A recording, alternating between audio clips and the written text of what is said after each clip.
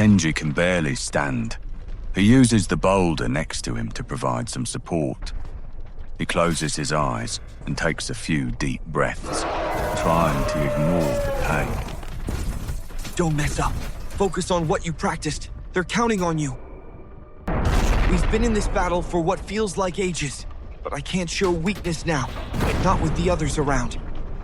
He finally opens his eyes and sees blood dripping down, not knowing who it belongs to.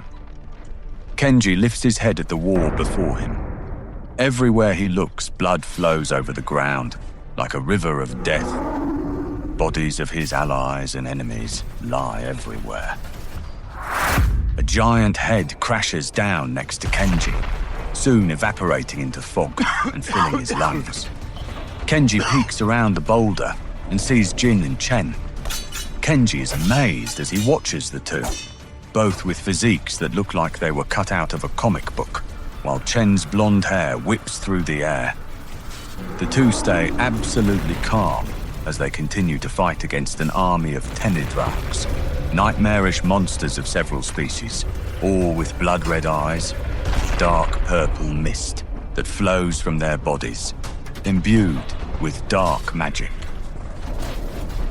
Jin and Chen send a sonic blast with so much force, it almost knocks Kenji out from 100 yards away. The giant Tenidraks, which stand nearly 20 feet tall, feel the pressure of the explosion and disintegrate immediately. Kenji can't help but stare in awe as he watches more warriors he admires in every direction. Legendary ninjas, many moving as one, knowing each other's movements as well as their own, creating fire and electricity in the air and transferring it through their opponents. They land hit after hit until Tenidrags fall to the ground and evaporate across the battlefield. A gust of wind breezes past Kenji as he watches Songwoo, a thin young man wearing a hooded cape with a crest showing that he's the captain of the kingdom on the shore. He rides his horse-like Phasma, a creature with an almost translucent appearance, and among one of the fastest animals in the world toward the middle of the battle, which stretches kilometers in every direction.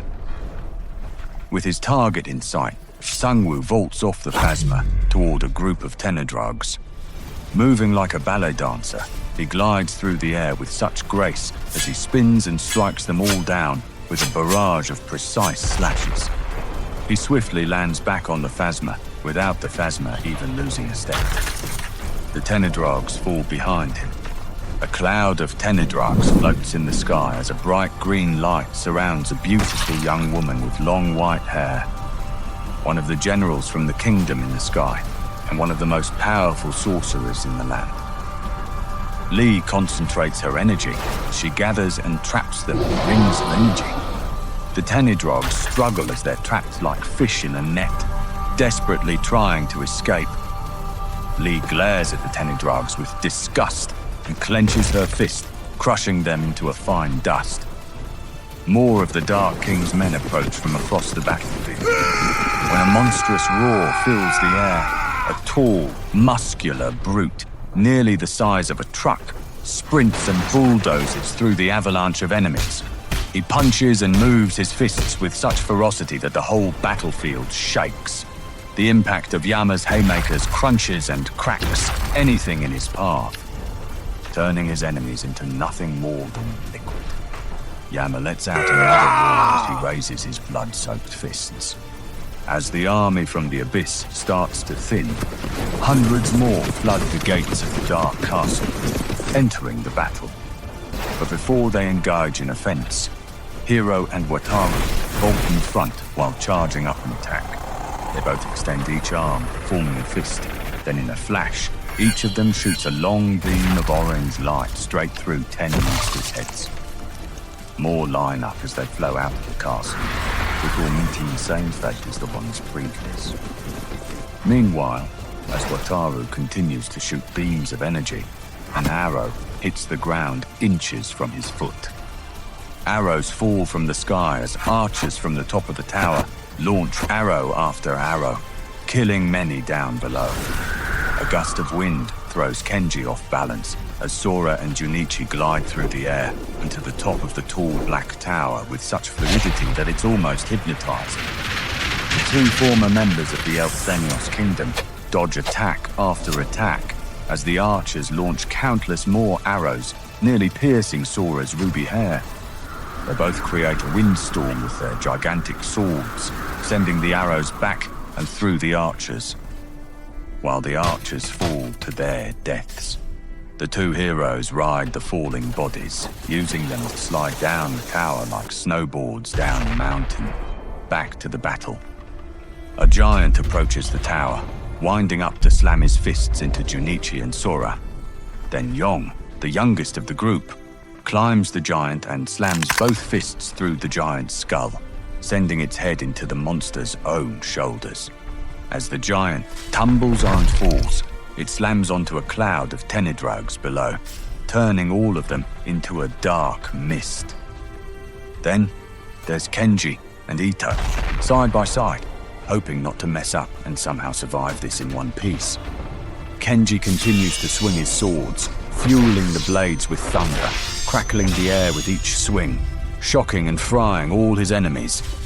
Taking a more brutal approach, Ito rips the beasts in half, throwing each side to knock down the approaching enemies.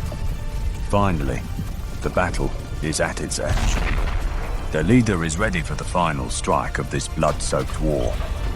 Jin powers up his attack, manipulating the magical energy around him as a green aura shines around him.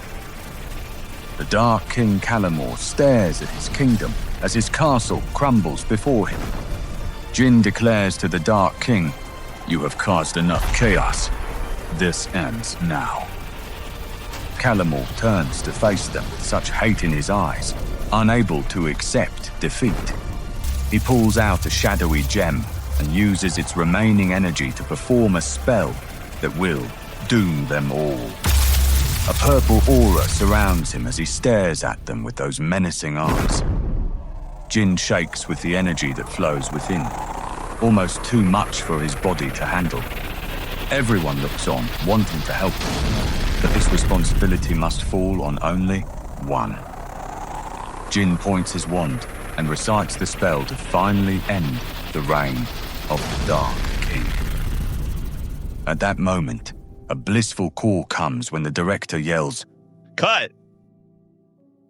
The scene is finally over, 44 takes later.